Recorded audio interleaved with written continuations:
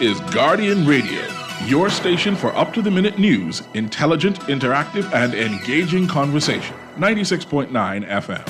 The views and opinions of the hosts and guests are their own and do not necessarily reflect the position of the management and staff of Guardian Network.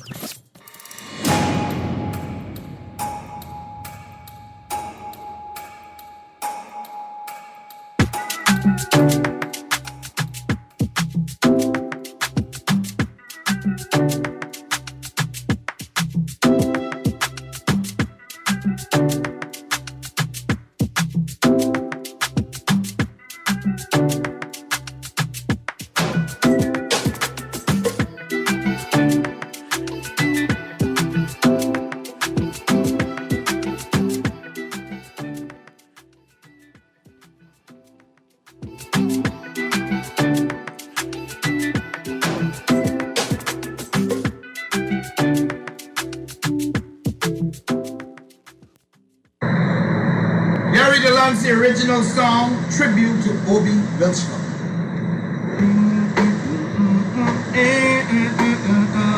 The people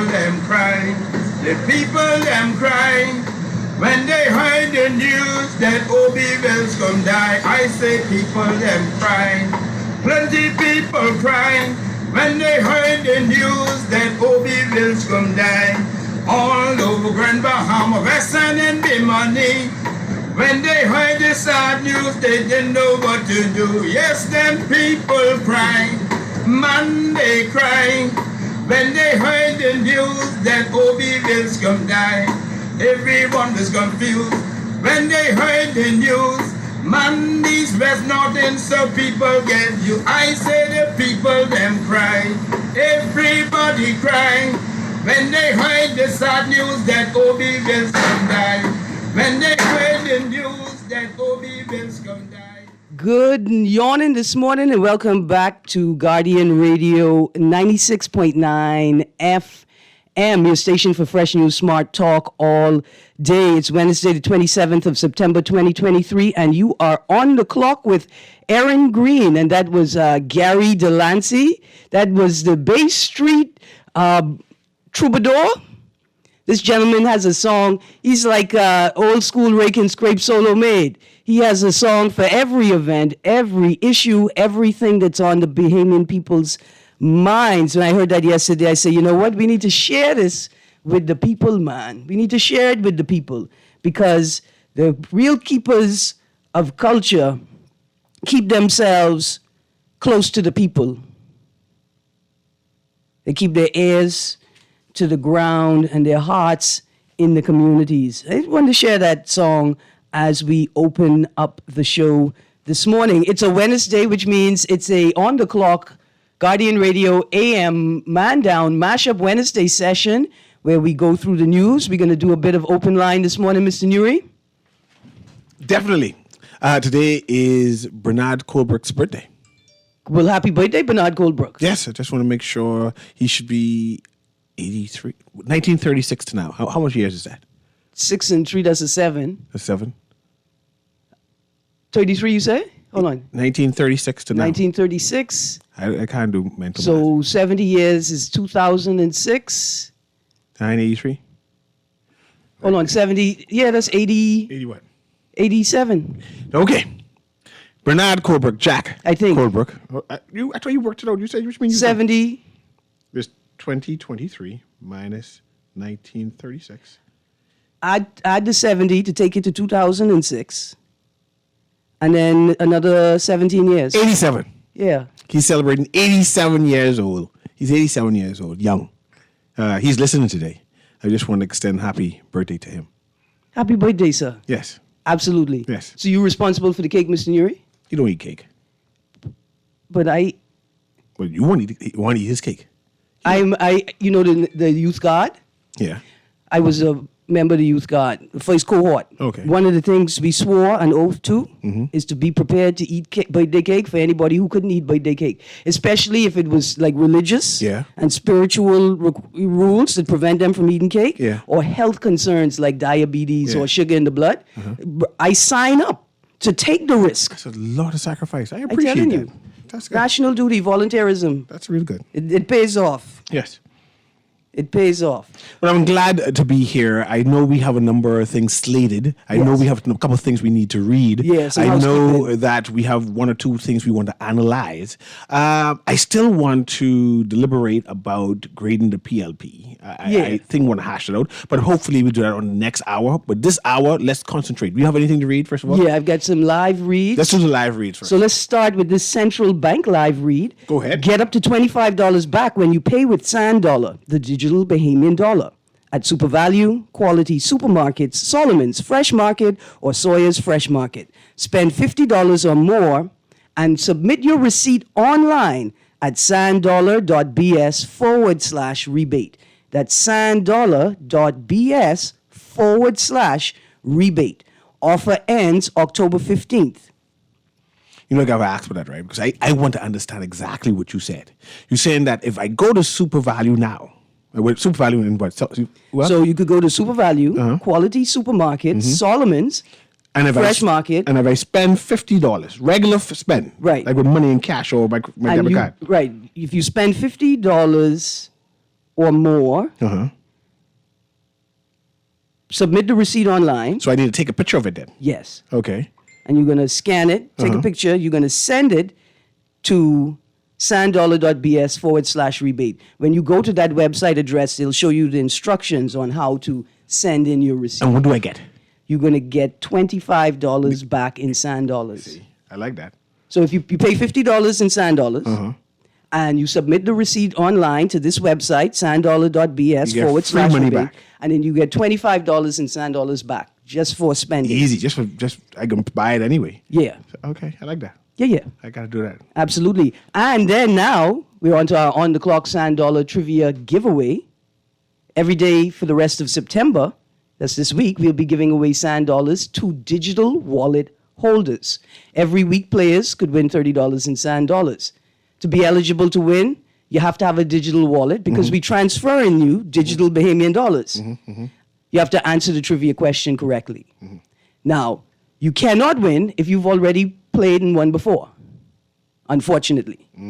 Right? So this is for people who have not won before. You have a digital wallet, and if you get the answer correct, you can win $30 in Sand Dollars. So here are the numbers to call for the day: 323-6232, 325-4316, 325-4259, and 242-300-5720.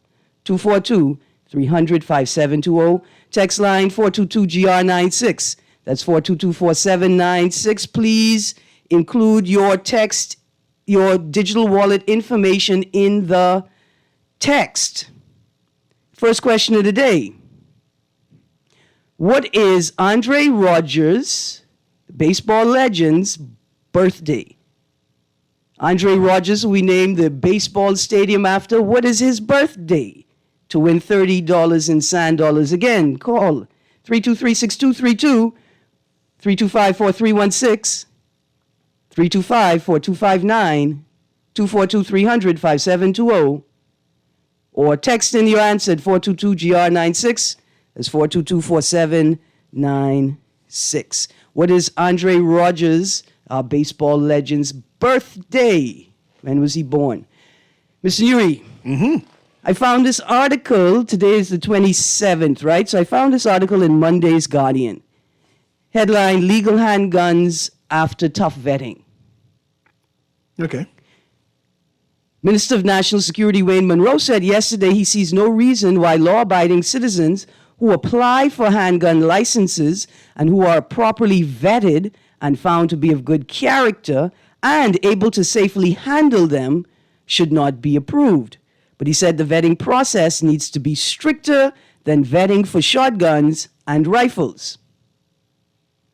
The Firearms Act provides that the grant or refusal of a special license for revolvers, quote, shall be at the discretion of the licensing authority, and every such special license shall be issued subject to such conditions and restrictions as he may deem fit. And so, I wanted to ask the audience this question, especially since I had crime on the list of issues or items to review in the Davis administration 2-year review, I wanted to ask the question, should citizens be allowed to own handguns, open carry or concealed carry? I wanted to ask the audience that question as well, since it appears it's on the policymakers' minds and what they think about it. What do you think, Mr. Nuri? I scared of guns, Erin. I scared of guns. Why are you scared of a gun? A gun is an inanimate object. Yeah. I scared of dogs too, and they friendly, but they got teeth. I know what dogs do with teeth. I scared of guns, Erin. I scared of guns. I scared of what people could do with guns. I can tell you a story. Mm-hmm. I'm not sure if you understand or I ever mentioned to you that I grew up in the inner city. Yes. I was a nice guy, right? I grew up in the inner city. But I grew up in the inner city in the 90s when there was a proliferation of gang activities. Mm-hmm. The particular association I had were what I call soft boys who were forced to defend themselves, right, from the other bigger institutions, right? But as they organized themselves, they realized that one or two boats used to park on the wharf there had yachts, had guns on them. They didn't know about guns, but they went on these stuff and break into it, and they got guns. And our neighborhood became violent because they got access to these weapons. I'm afraid that you may be safe with your gun, but there are people like who I grew up with who are willing to break inside your house to get access to this gun. Stick a pin there because I want you to continue the story. Your perspective, I'm not shutting that down. Mm-hmm. But you said this thing. You said that the community got guns and then it became violent. Yes. Now, I want to ask you this. You sure it wasn't violent before it got the guns and the guns were just a way to manifest said violence, or the presence of the guns exacerbated existing violence? Or is it that you're talking about a community with conditions that generate violence, right? That it's likely that violence will occur in the conditions, and the guns made it more likely that violence would occur in the conditions. And then I tell you why I asked that. And I'll answer all of that. Yeah. Because it's easy. It's harder for a person to approach you and physically harm you. Right. But that gun gives you space to remove yourself. You know, it gives you power. And I'm afraid of that. And like I said, my concern is there are a number of persons who would ordinarily turn the other cheek.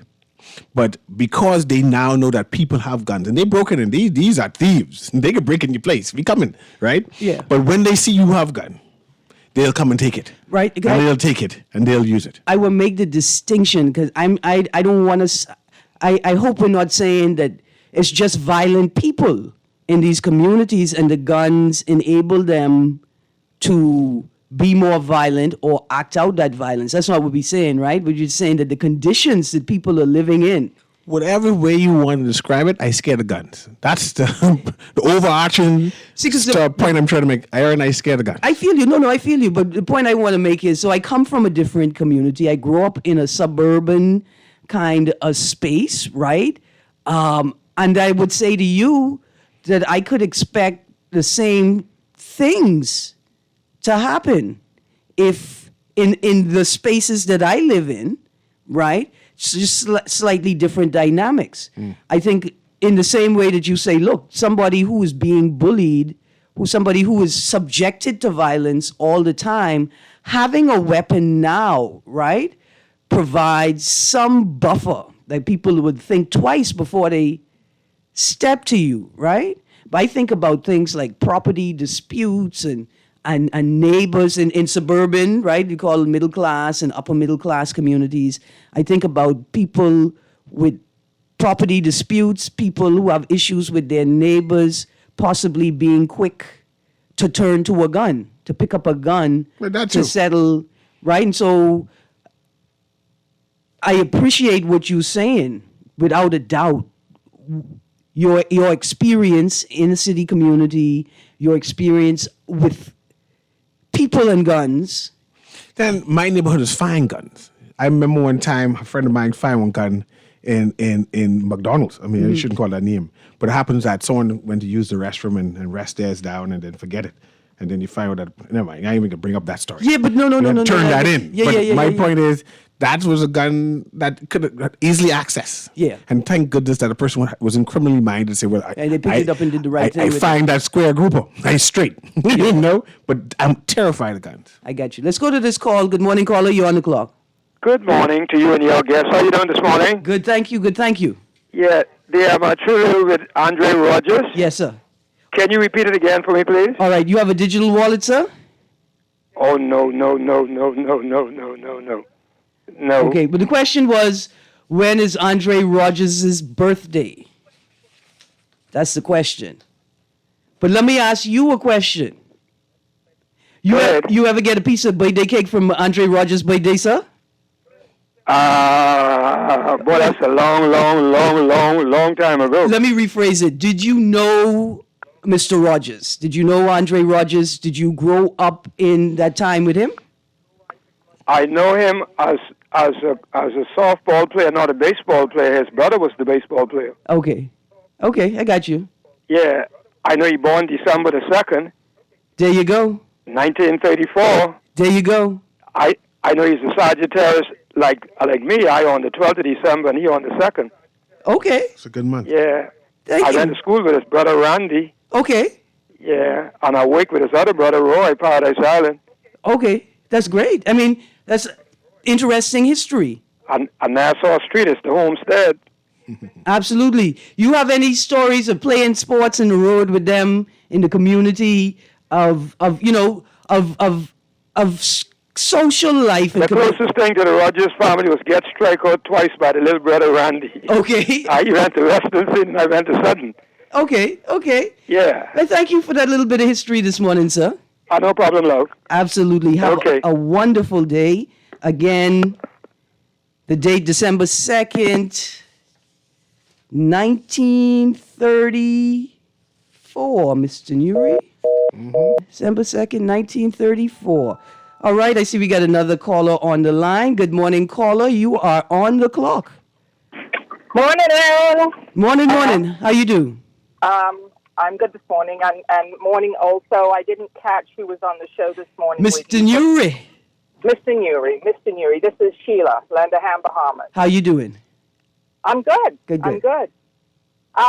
So just got back in the car, and I'm hearing your question about the guns, and I'm also listening to Mr. Newry and understanding he's grown up in the neighborhood and at a time where the neighborhoods really did become very violent. Mm-hmm.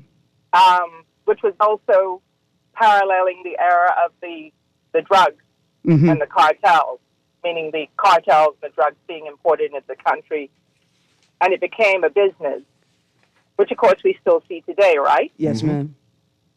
So in saying all of that, I think another question that really needs to be discussed and probably on dedicated shows is the reality is we see guns in the neighborhood and for self-protection as well. Mm-hmm. We see, anything from screwdrivers, knives, and in working closely with the young men in the neighborhood, they also identify the situations which are driving them to protect themselves. Mm-hmm. And I think, the thing is, yes, I know the incidents he's talking about and how the boats in the harbors where they were docking for the night would be, once the boys realized guns were there. But, of course, it's way beyond that now. If anyone wants a gun, it's pretty easy from what I can see to find it in this country. And if you need a gun for protection, whether it's from, drug-related pressures, or whether you want to hit on somebody for another reason, obviously, people that want to access guns can find them at any point in time. We all know that. They're coming in all the time. They're being, I don't know, the police obviously would know a lot more about how they're coming into the country. But with having, our islands and so many boats moving around, including, mail boats and pleasure crafts, and knowing that, guns can be brought into the country if you're protecting yourself, I guess, if you're a yachting boat. Mm-hmm. They're available. They're there. So I think it really, you're asking about how people feel about guns and defending themselves. And of course,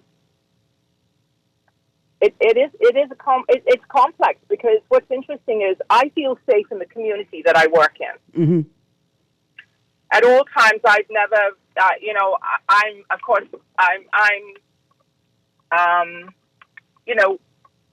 people appreciate the work, and they appreciate the people who are helping to identify and address a lot of the challenges. Yes. I've never at any point in time, no matter where I've been in that community, and admittedly, I'm not there in the dead of the night, but I've never felt unsafe. I've never felt like I'm in an unsafe situation. But however, on many other places on this island, I have felt unsafe, and I do feel unsafe as a woman who would like to come out more frequently to attend events in the evening. If I'm unable to find anyone else to attend them with me, I often hold back because I feel vulnerable just simply driving at night. Yes. And I think so. If you were asking me that question, would I want to carry a gun? I'm tending to lean that way. I don't know if I ever would, but for our own self, But again, the chances are someone would be able to stop me on the road and take the gun from me. Right? I'm a woman. Right. There's that consideration. Yes. Right. So it's just, I think there are a lot of underlying reasons, and the force is definitely working very aggressively to address that. Particularly, I've noticed a lot this past month, and I think we really do appreciate that. It's a preventative action, but of course, the moment we know, once the additional forces are off the street, and checking who's toting the guns all the time, who has them in the trunk of their cars. Yes. Yes, guns are still being stashed in the community. Yes. That hasn't changed, because people are going to hide them, but they're going to keep them out of a house. They're going to hide them in an abandoned house. And, of course, we all know how many abandoned structures we have within historic Over the Hill, much less anywhere else. Yes. And that's why it's so important, again, that those buildings are either repurposed or demolished. taken down. Yes. And I believe there is legislation on the books to do that. Okay. Now they're dealing with it downtown, but are they doing it in the communities? No, don't really see that happening. And we have a huge shortage of affordable accommodation for families. Absolutely. So it's like one thing tags onto the other. Yes. We have a lot of things to address. Absolutely. Thank you very much, Sheila. I'm going to reach out to you off air. I'm hoping to have the members, I think, of the Firearm Association on the show on Monday to continue the conversation in another direction from a different perspective. Absolutely. I'll reach out to you. Okay. Thank you thanks, very much. Okay, thanks for sneering. Pleasure, ma'am. Sheila Pritchard from Lend a Hand, Bahamas. I just want to thank her personally because I know the effort she's doing for my community, because I've seen her walk about there. So Lend a Hand in general. Yeah. But what I want to give also an example. Mm-hmm. In circa 1995, 1999, that 90s range, right? Mm-hmm. Before police officers had guns. Yeah. Right? They patrolled the beat without the guns. Yeah. Right? Of course, gun proliferated through the neighborhood. And we realized that it was a violent neighborhood and police weren't able to police the neighborhood. And of course, they got enforcers that have guns, right? Mm-hmm. But there were a number of shootouts between the criminals and the police officers. Wantonly just shooting at each other back and forth. And persons like myself are in the middle. Caught in the middle. If you happen to visit my house in where my stepfather lives now, there are still bullet holes Wow. in my room, like I some kind of criminal, by passerbys shooting back and forth. When see, I scared of guns, Erin. You don't understand. Listen, I scared of guns. Hold that. I with you. Hold that. I come in now. Let me go to this caller. Good morning, caller. Good morning, Miss Greene. Morning. How are you? Good morning, Mr. Nuri. Blessings to you. First of all, it's very easy to hide a gun. You could just put it in. You don't have to be in the Don't give people because you spark ideas. But it's common sense. You just need to put it in the plastic bag so it don't get wet. Yeah, I got you. But let's and throw it in the bush on the side of your house and go for it when you need it. But now, second thing, they're only supposed to be in this country unless special permission is given by the Commission of Police. Shotguns for hunting. Now, how much people you know in New Providence go hunting, other than the few hunters that go to Andros or Abaco once during the year for white ground pigeon and bohog shooting? Very little. But many people around here have shotguns, and they don't have them for hunting. They have them for protection of self and premises. We all know that. We also know that it's very difficult to stop guns from coming to this country because America is one of the biggest countries of ammunition production. And all the out islands, we are separated by land, water, whatever else have you. And all the different marinas, starting from marinas in Lightfoot Key, canals in Lightfoot Key, canals coming up right with the Defense Force bases. I've been on yachts that come right up through the canal, right past the Defense Force base, with planes on the boat. I just pulled up to the dock and put in the cars and go uptown. All the marinas around Atlantis, we don't know what's coming in them because ain't no custom officers be there to watch them boats and check them boats when they come in. I used to work right up on East Bay Street by Brown Boat Basin, where they had the little marina by Rubis.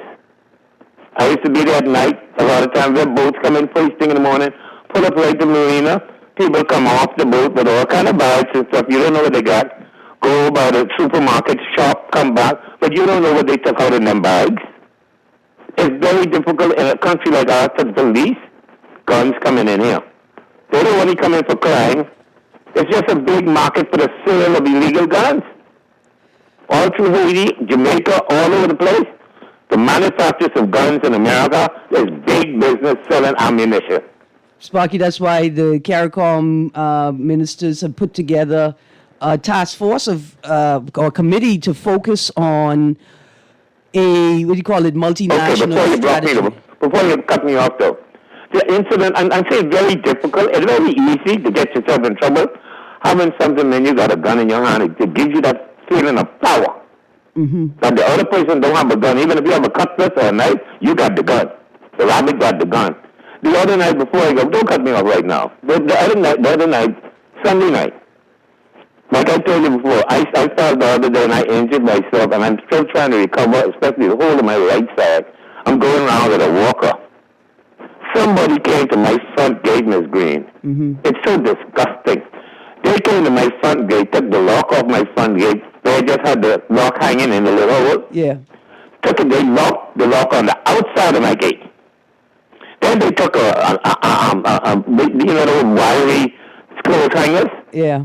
They took that and they wrapped it around the bottom of the gate, bringing the two gates together, and they tied it in. And it had to be a man to tie that like that and wrap it. I had to take my walker from my master bed, go out on my porch, walk down the back of my yard, go through the back gate, come up the side by the lake, and come around the front to cut that stuff off and open my lake from the outside.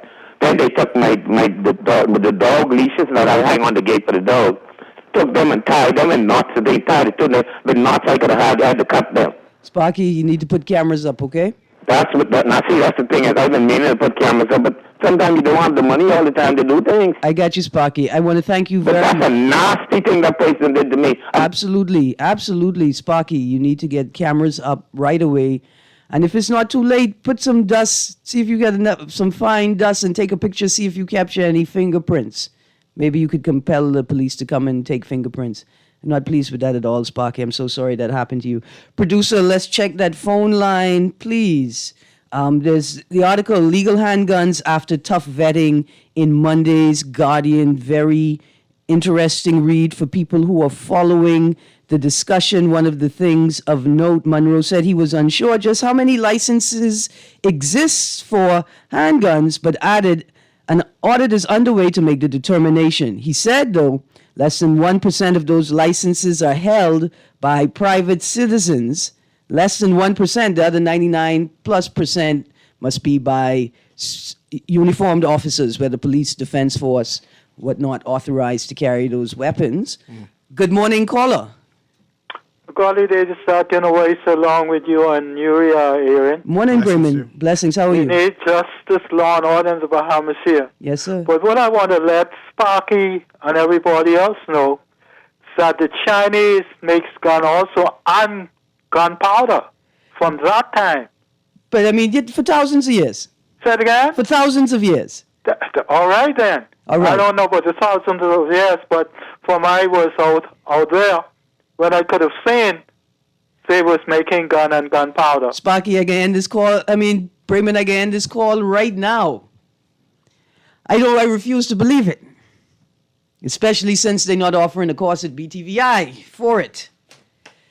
I'm going to message you later on that one, Bremen. I need you all to start writing. Every Bahamian should be an author, Mr. Nuri. Every Bahamian has a story to tell that's most important for the collective to understand who we are and how we got to this place. Everybody. I got a text here that says, I think that less than 5% of our population should have handguns. I disagree with you. Let me take a pause, Mr. Nuri, for a moment. Let me throw out the second trivia question of the day. What is Pauline Davis's birthday? Phenomenal track star, sprinter. What is Pauline Davis's birthday? We're looking for Pauline Davis's birthday to win the Sand Dollar $30 prize to be sent to your digital wallet. Good morning, caller. Good morning, Erin. Good morning, Nuri. Blessings. Well, I begin, I want to give my condolences to the greatest minister in the Bahamas, Fred Mitchell. Oh, sorry, Fred Mitchell. Sorry. Go ahead. Sorry. Hello? No, I thought you talked about Fred Mitchell, then you changed your name. Sorry, go ahead. No, Fred Mitchell in there. Okay, go ahead. Yeah, to Oscar families for losing a great entrepreneur and a woman advocate, a disabled advocate. So I want to express that before I begin. I agree with, in some cases, listen to Sparky, listen to the young lady. I used to say back then we should arm ourselves, but when I really think about it, I don't think we need to arm ourselves. I just think we need to be more positioned to go back to a system that can work, like a local government system that can monitor in our community. And all right, so you're saying that we shouldn't relax access to handguns and pistols until we have expanded our governance mechanisms, providing a more effective mechanism for oversight and for management? Right, but you used to be, you went to Greene College, now you're trying to put it in the Greene English. They understand exactly what the park is saying. But yes, we should look to that avenue first. All right. Look to that, not just go wild. I mean, America, I appreciate America live arming themselves and all of that, but a lot of the Caribbean guys who did not arm themselves like other Caribbean islands, they almost crime free in my way. So the islands of the Bahamas is basically crime free. The most of our crime is not out west; it's in the urban areas. You sure about that? So one of the questions I had under the line item, crime is a crisis if the criminals are Erin, killing themselves. Let me ask you a question. How many people firing gun out west and let them live up in that area? You'd be surprised, my cousin. I don't want to talk about it. You would be surprised, Pumpkin Eater. I don't want us to have these trivial conversations where we don't interrogate and dive deeply into it. Because what I'm telling you as a little suburban kid is you would be surprised that these things manifest in other communities, but in different ways. Yeah, that's but all I say. That's why I'm asking. I exercise my human rights to ask the question because. Hey, pumpkin eater. What do you mean you exercising your human rights to ask the question? First of all, you are a very, very good media specialist, so don't play me like that. But second of all, we know that the crime operates differently in different environments and in different communities. And I'm certainly not saying that people in the suburbs and upper middle class and upper class communities are having the same experiences every night as people and every day as people in the inner city. I am not saying that at all. But who you think are the young people who have quick access to guns? And Yuri said in his experience, in his community, they discovered guns. They discovered where they were and went to get them. In many instances, in these upper middle class and middle class communities, young people are accessing their parents' guns, their uncle gun. Their daddy is a police. Their brother is a police. They're accessing the guns that way. Right? And these are the things we need to delve into before we make a collective decision, right? Because this is one of those collective decisions. This is one of those decisions everybody should be consulted on, and everybody should prepare themselves to give an informed opinion to the state when the question arises. Good morning, caller. Good morning, caller. I miss you. Good morning. Oh, good morning. How are you? Very good. Do you have the answer to the trivia yet? No. Let me have it. The question: Pauline Davis's birthday. Is it July 9th, 1966? Yes, it is. July 9th, 1966. Dear caller, please, I'm going to transfer you over to the producer, and he's going to take your digital wallet information. Okay. Thank you very, very much. You're welcome. We've got a winner, Pauline Davis, July 9th, 1966. Producer, I'm going to go to the other call. Good morning, caller. Good morning, Erin. Good morning. How you do? I'm fine, thank you. Listen, the Pumpkin Eater was talking about crime, where I guess the past prime minister lived in that area and stuff. But what you need to realize, the difference between the suburbs and the inner city is the abundance of persons. Mm-hmm, the density. And there you have more people. The crime would seem to be higher. Mm-hmm. You understand me? Because there are more people there, and because there are things that happen in those areas that probably isn't broadcast because they don't want persons to know that this house break-in or this person got robbed because they don't want people to target those areas. So it's not that it's not happening. You know, it's just that where there are more persons, it's more likely for more things to happen and so on and so forth. So I think that's the difference. Absolutely. It's not that it's so much better in the inner city. It's just that there's more people. So more persons interacting, more things will happen. And a higher class, we use their language, provides or affords a greater degree of privacy, right? Yeah. Like the people in the inner city, they don't get no privacy. We got to talk about all the crime happening to them. We got to talk about everything. We don't talk about it in an attempt to resolve it, you know. It's almost as if we talk about it in an attempt to shame them. To say, see, y'all in the inner city, y'all, nothing y'all could do but crime. But the people in the suburbs and the gated communities, upper end housing developments, they have this degree of privacy that the people in the inner city and more dense communities don't get. Yeah, because even if the person say, let's just say for saying gossiping about the neighbors, because the houses are so far apart, the neighbor won't know. But in the inner city, you try that, and the neighbor could hear you through your wall, her wall, and the next neighbor wall. They can hear everything you say about them. So all those things combined can cause confusion and cause mischief. Conflict, yeah, absolutely. So that's the only difference. It's because the abundance of persons are more. Do you think that this... You take a net and you go fishing in where there's a few fishes. You likely to come up with one or none.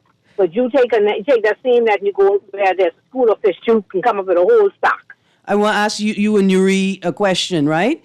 There's going to be, well, from reading the article, Monroe will legal handguns after tough vetting, 25th of September 2023, and the article Monroe will toughen gun license rules in the Nassau Tribune, 30th of March, right? 2023. After reading those articles, I get the impression that there will, if they move forward and sort of relax the policy around handgun ownership, right?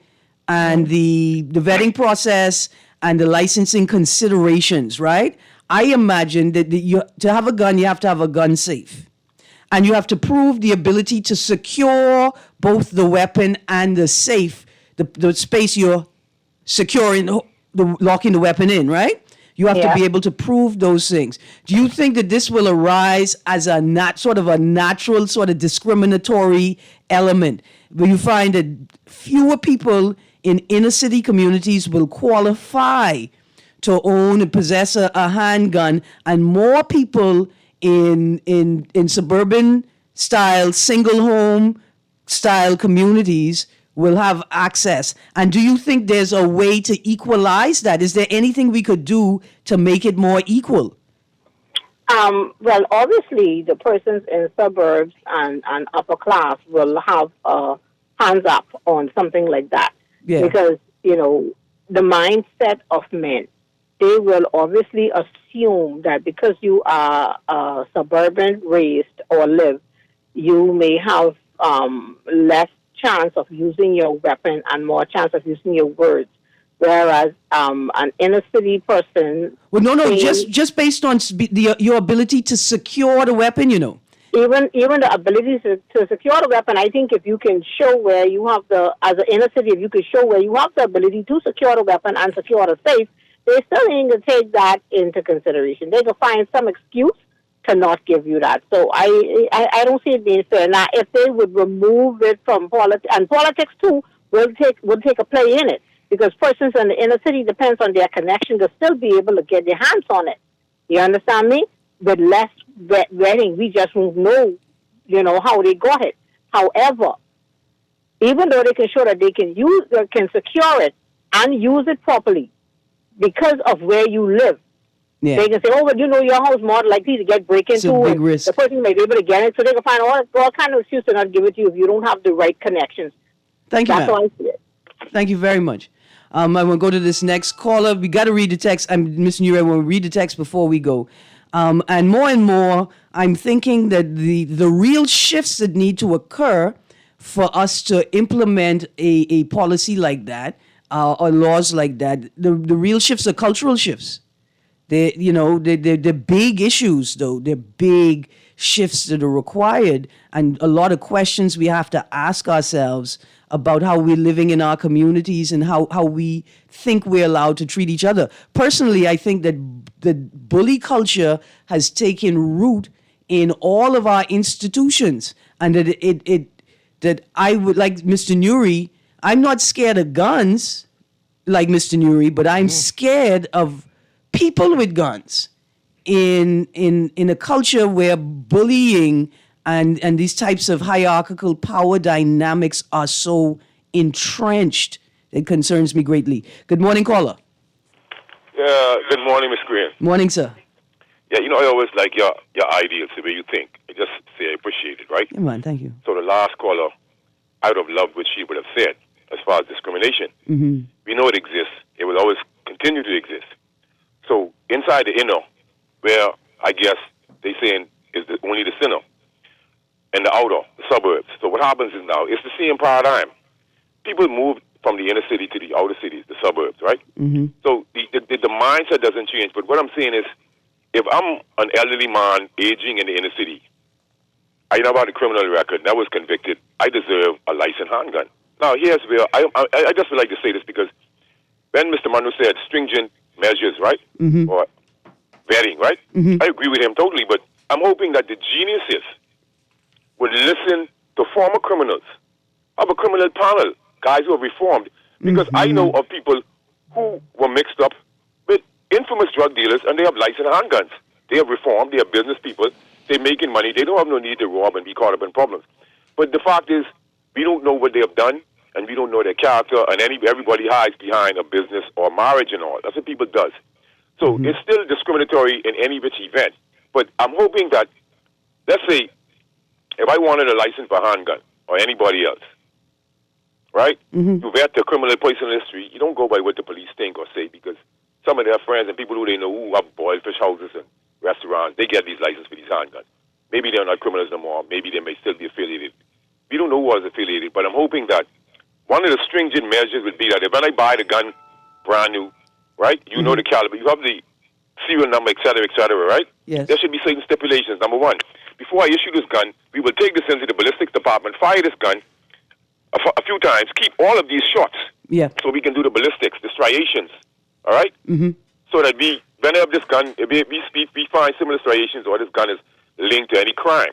And then you should also be where the person bring in the gun like a certain period of time so they could check to see if it was used in any crime. So I'm hoping they're along those lines. And so if you alter the striations in the barrel, the gun should be seized and you should never be allowed to own one. This is what I'm willing to go through because I'm at the mature age. If I have a licensed gun, it'll definitely be used when it's needed.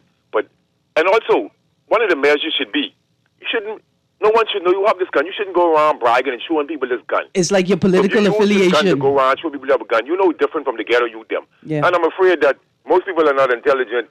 I mean, emotionally. I got you, 52. Most people are not emotionally mature enough to do that. So you need input from the public. You can't just go along with your own understanding. It may be narrow because a lot of people have a lot of concepts out there, man. Give thanks. Absolutely. Of course, you got to talk to the people whose lived experience, right? They've lived with the gun. They've been forced to live with the gun.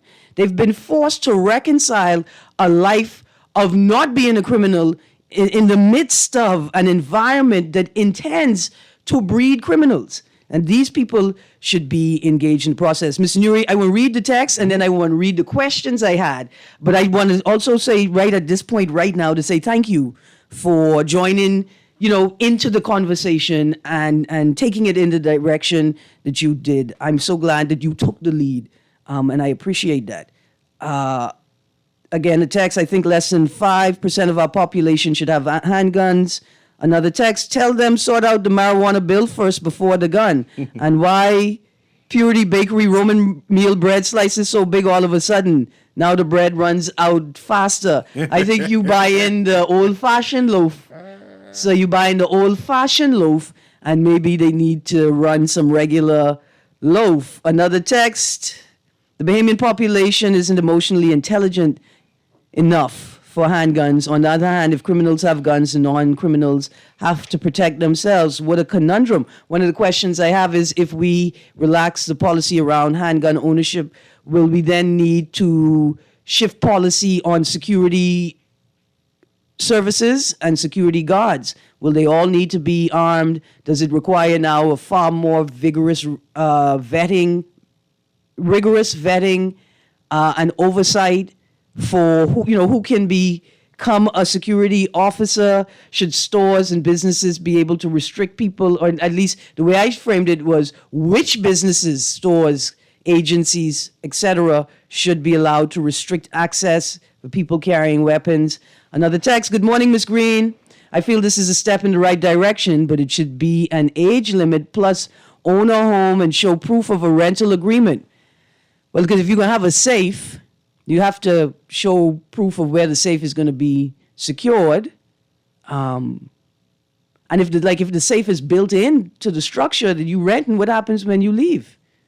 I mean, you're not forced to leave the gun there, but how quickly can you get a new safe for the gun?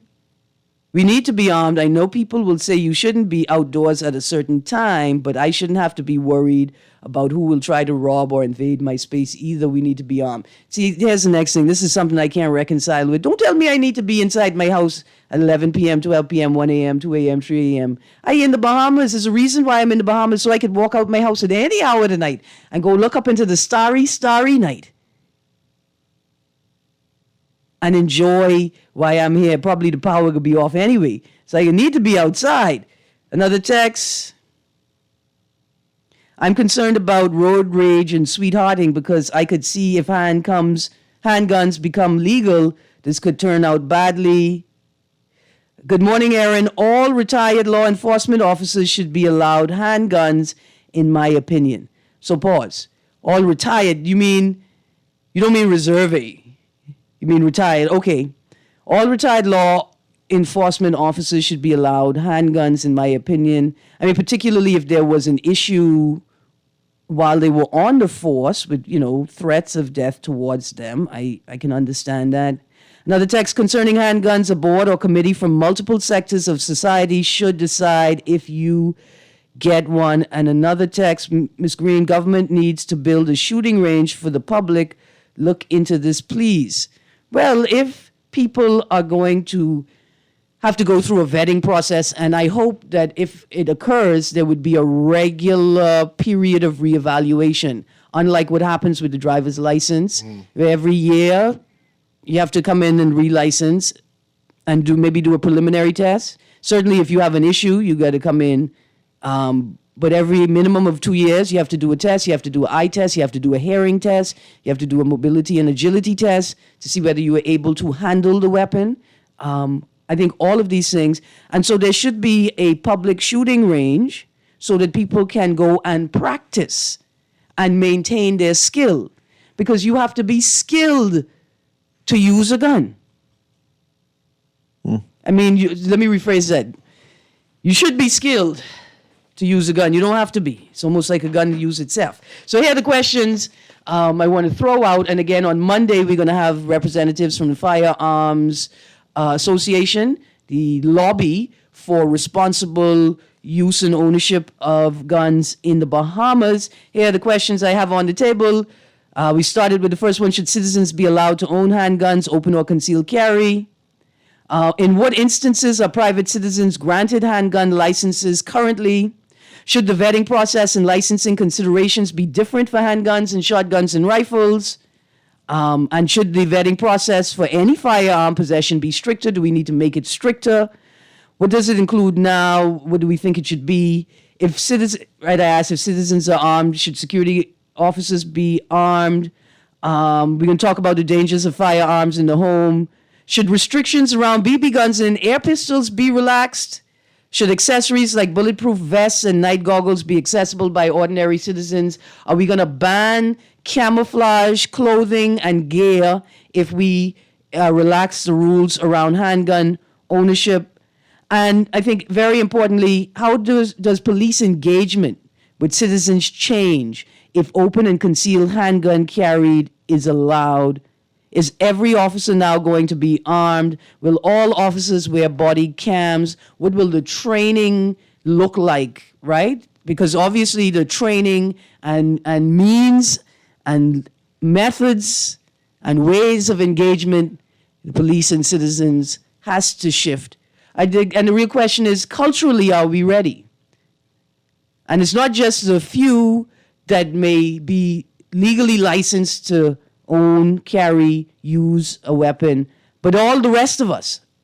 Are we culturally ready for a shift like this? Anyway, you've been on the clock half of the On the Clock Guardian Radio AM Man Down Mashup Wednesday session. And when we get back after this break, Mr. Nuri is going to take the lead. He looked at me and he said, Miss Greene, I am the captain now. So when we switch over to this hour, I think we're going to get back into the PLP 2-year review.